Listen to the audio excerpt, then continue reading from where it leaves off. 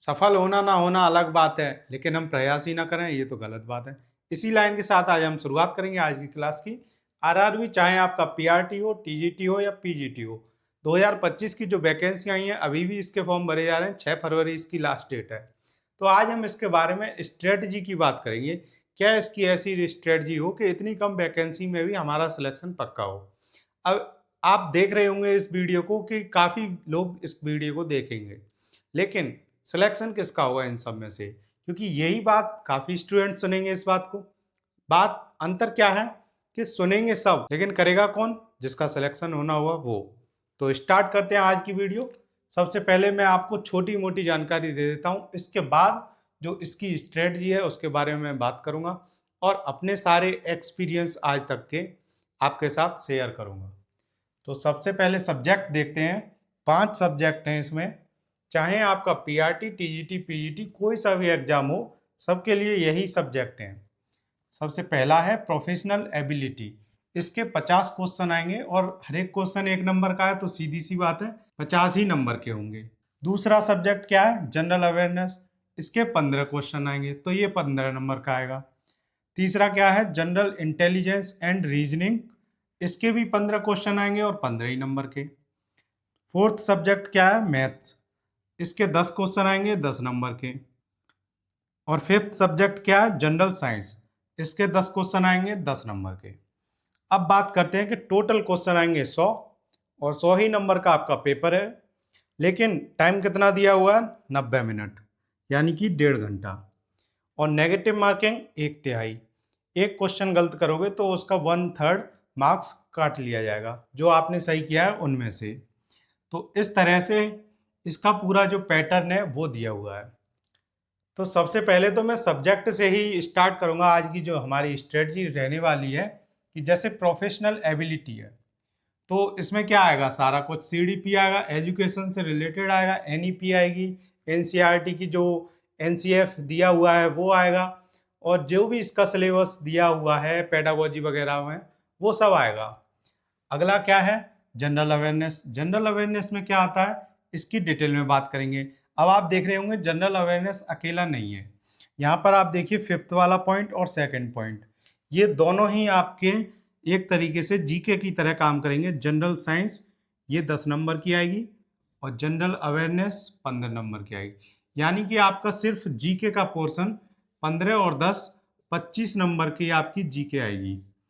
तो आप general awareness का मतलब जानते ही हैं, करंट अफेयर नहीं होता है सिर्फ और सिर्फ, इसके अंदर सब कुछ आ जाएगा। भूगोल, इतिहास, नागरिक शास्त्र, संविधान और इकोनॉमिक्स सब कुछ आ जाएगा जनरल अवेयरनेस के अंदर। हालांकि करंट अफेयर भी आएगी। जनरल साइंस में सिर्फ और सिर्फ साइंस की बात की जाएगी, लेकिन फिजिक्स, केमिस्ट्री, बायोलॉजी नहीं, ईवीएस जैसी साइंस सब कुछ पूछी जाएगी इसके अंदर। ठीक है, तो इसमें पर्यावरण वगैरह सब आ जाएगा जनरल साइंस में। और जनरल अवेयरनेस में सिर्फ करंट अफेयर नहीं आएगी। काफ़ी स्टूडेंट्स का यही कन्फ्यूजन रहता है कि जनरल अवेयरनेस मतलब करंट अफेयर होता है, लेकिन ऐसा नहीं है। इसके अंदर करंट अफेयर तो आती है, उसके साथ साथ आपकी जो साधारण अवेयरनेस मतलब क्या है? जागरूकता। आप कितने जागरूक हो समाज को लेकर, यानी कि उसकी प्रकृति को लेकर, भूगोल को लेकर, इतिहास को लेकर, संविधान को लेकर, वो सारी बातें इसके अंदर आ जाएंगी। तो ये जीके से भी कठिन सब्जेक्ट माना जाएगा जनरल अवेयरनेस, क्योंकि जीके में सिर्फ इतिहास भूगोल वगैरह होते हैं, लेकिन जनरल अवेयरनेस में करंट अफेयर वगैरह सब कुछ आ गया। तो ये 2 सब्जेक्ट मिलाकर आपके 25 नंबर हो गए सीधे सीधे।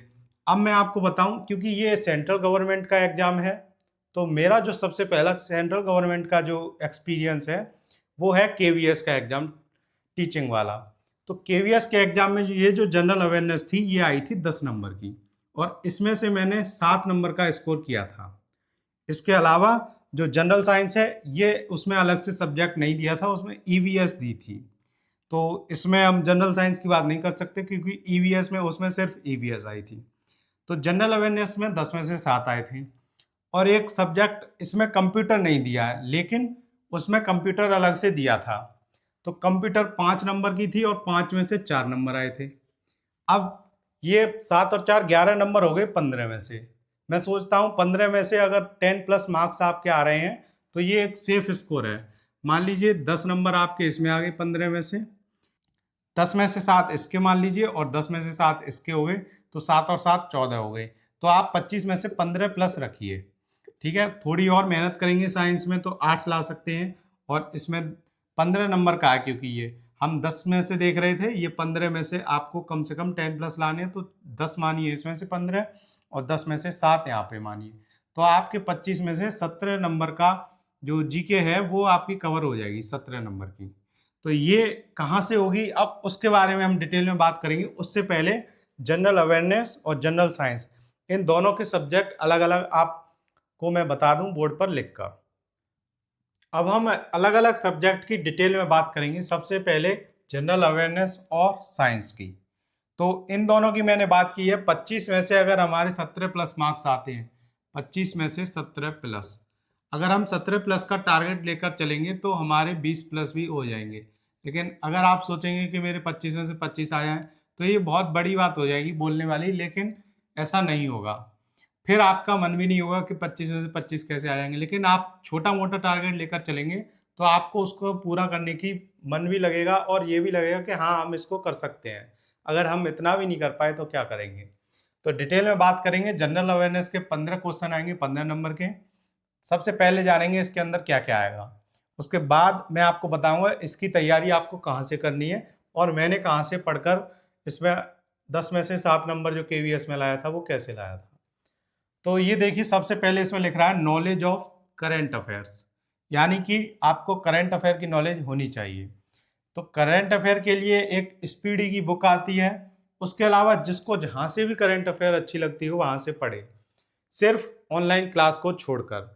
आपको यूट्यूब पर बिल्कुल भी करंट अफेयर की क्लास नहीं करनी है, क्योंकि मैंने अब देखा है कि करंट अफेयर की क्लास के साथ साथ जीके, हिस्ट्री सब कुछ पढ़ाने लग जाते हैं। अगर सिर्फ करंट अफेयर की क्लास आपको मिलती है तो वो, अगर पूरे महीने की क्लास 10-15 मिनट से ऊपर है तब भी वो बेकार है, क्योंकि आपके पास इतना टाइम नहीं है कि सिर्फ आप करंट अफेयर में ही उलझे रहें। उसके अलावा और क्या क्या है पढ़ने के लिए, देखिए इंडियन जियोग्राफी यानी कि भारतीय भूगोल, फिर क्या है culture and history of India including freedom movement. तो ये जो स्वतंत्रता आंदोलन है उसके साथ साथ हमें इंडिया की सभ्यता, संस्कृति और इतिहास, ये सब चीज भी याद करनी है, पढ़नी है। इसके साथ क्या है इंडियन पॉलिटी यानी कि राजनीतिक शास्त्र भारत की, और उसके साथ साथ कॉन्स्टिट्यूशन यानी कि संविधान। अगला क्या है इंडियन इकोनॉमी। जो इंडियन इकोनॉमी है वही कॉन्स्टिट्यूशन और इकोनॉमी दोनों एक साथ हो जाएंगी आपकी, एक ही बुक आती है इसके लिए जीके की।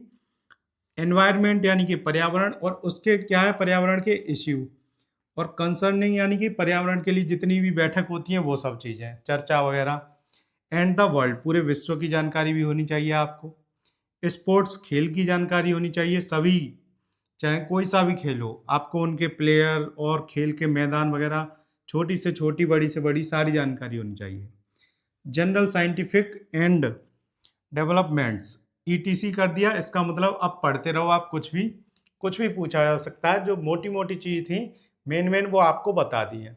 ETC लिखते ही आप ये समझ लीजिए कि इस पूरे सिलेबस का अब कोई मतलब नहीं रहा।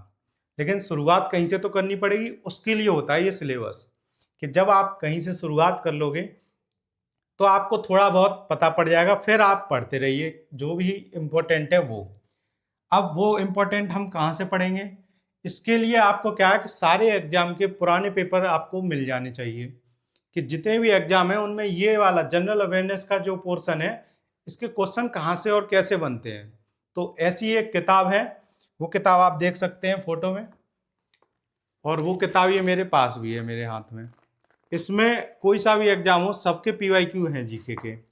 और जैसे कि इसमें अलग अलग दिया हुआ है जनरल अवेयरनेस, तो जनरल अवेयरनेस के अंदर जितने टॉपिक दिए हुए हैं, हिस्ट्री, इंडियन जियोग्राफी और करंट अफेयर को छोड़कर बाकी सारे टॉपिक इसके अंदर दिए हुए हैं। अब बात करते हैं जनरल साइंस की। तो इसी बुक के अंदर जनरल साइंस भी दी हुई है, फिजिक्स, केमिस्ट्री और लाइफ साइंस यानी कि जीव विज्ञान, up to 10th standard CBSE syllabus के ऊपर होनी चाहिए डिपेंडेंट। तो CBSE में आप जानते ही हैं NCERT आती है, तो NCERT से भी क्या जरूरी है वो भी तो हमें पता होना चाहिए। तो वो जो पुराने पेपर हो चुके हैं उन्हीं से आइडिया लगेगा। तो आपको क्या करना है, इस किताब से इसमें जितने भी टॉपिक दिए हो वो सारे पढ़ लेने हैं। मैंने तो इसके अलावा कुछ और पढ़ा नहीं था। बाकी आपको पहले इस किताब से ख़त्म करना है, उसके बाद इसमें जो भी इम्पोर्टेंट होगा अलग से वो मैं भी आपको बताऊंगा, और आप खुद इतना पढ़ने के बाद समझ जाओगे कि अब आपको और क्या पढ़ना है। क्योंकि ऐसा तो है नहीं आप छोटे बच्चे हो कि आपको यही नहीं मालूम कि अब मैं क्या पढ़ूं आगे। आप थोड़ा बहुत पढ़ोगे तो आपका माइंड खुलता चला जाएगा कि आगे हमें क्या पढ़ना चाहिए। इसके लिए कोई ऐसी स्ट्रेटजी या कोई ऐसी अलग से चीज़ नहीं आती है निकल के कि हमको वो कोई बताया जाएगा और वो हम पढ़ के आराम से एग्ज़ाम क्लियर कर लेंगे। वो हमें खुद से ही पढ़ने से मालूम पड़ती है। तो आपको क्या करना है, पहले ये जो मेन टॉपिक इसमें दे रखे हैं उन सबको इस वाली किताब से ख़त्म करना है। ये ल्यूसेंट की ऑब्जेक्टिव बुक है। इसमें सारे क्वेश्चन ऑब्जेक्टिव हैं। थ्योरी वाली भी आती है, वो अलग आती है, लेकिन ये ऑब्जेक्टिव की है। इसी में सारे पुराने पीवाईक्यू दे रखे हैं हर एक एग्जाम के। तो इन टॉपिक से आप देखेंगे कि आपको बहुत ज़्यादा हेल्प मिलेगी, स्पोर्ट्स से, जनरल साइंटिफिक से, और इसका जो एनवायरनमेंट है इससे, इकोनॉमी से, कॉन्स्टिट्यूशन से, इंडियन पॉलिटी से, सारे इसमें क्वेश्चन दिए हैं हर एक टॉपिक के। अब जो करंट अफेयर है ये आपको ऑनलाइन ना पढ़ के कहाँ से पढ़नी है, इसकी बुक आती है, महीने की भी आती है, मंथली और ईयरली भी आती हैं। तो अगर आप ईयरली बुक लेंगे वो ज़्यादा आपके लिए बेस्ट रहेगी। मंथली कब लेनी है, जब आपका एग्ज़ाम आ जाए पास में, तब आपको पता हो कि 1-2 महीने बाद एग्ज़ाम की डेट आ गई है, तब आपको इसकी जो मंथली पत्रिका होती हैं वो ले लेनी है और उनसे पढ़ लेना है, और जो आपने ईयरली वाली पहले ली है उससे रिवीजन करते रहना है। तो ये 25 नंबर की स्ट्रेटजी आज हमने कर ली है। बाकी आपको जो पता है, प्रोफेशनल एबिलिटी की डेली क्लास आई रही है आरआरबी की। पीआरटी के नाम से अभी मैं वो क्लास बना रहा हूँ, जबकि वो टीजीटी और पीजीटी दोनों में ही हेल्प करेंगी। लेकिन मैं जो उसका सिलेबस देख रहा हूँ, मैं सबको नहीं देख रहा, सिर्फ पीआरटी का देख रहा हूँ। अगर आपने पीआरटी की तैयारी कर ली तो जो टीजीटी का एग्जाम देंगे उसकी भी तैयारी हो जाएगी, और पीजीटी का देंगे उस एग्जाम की भी तैयारी हो जाएगी। क्योंकि पीआरटी का सिलेबस सबसे ज़्यादा है प्रोफेशनल एबिलिटी का, इसलिए मैंने सबसे पहले पीआरटी पकड़ी है। तो प्रोफेशनल एबिलिटी यानी कि सीडीपी बोल सकते हो आप साधारण भाषा में। तो 50 नंबर की तैयारी आपकी चल रही है डेली इसकी क्लास। तो जो भी इसकी क्लास में इंपॉर्टेंट है वो सब मैं करा ही रहा हूँ आपको। बाकी जिसने पिछली वीडियो ना देखी हो वो सीडीपी एक्सपर्ट बैच के नाम से जो प्लेलिस्ट है उसमें देख सकते हैं। सारी सीडीपी की इंपॉर्टेंट क्लास आपको वहीं मिलेंगी। तो आज की वीडियो में हमने ये जो स्ट्रेटजी अपनाई है, तो आप इस बात को जरूर ध्यान रखें कि ये नंबर कोई ज़्यादा नहीं है, आप आसानी से कर सकते हो। अब आपको लग रहा होगा वैकेंसी कम है, तो उसके बारे में जो मैंने आपको शुरुआत में जो शायरी सुनाई है उसको जरूर ध्यान रखना। मिलते हैं आपसे अगली वीडियो में ऐसी ही किसी और स्ट्रेटजी और तैयारी के साथ। धन्यवाद।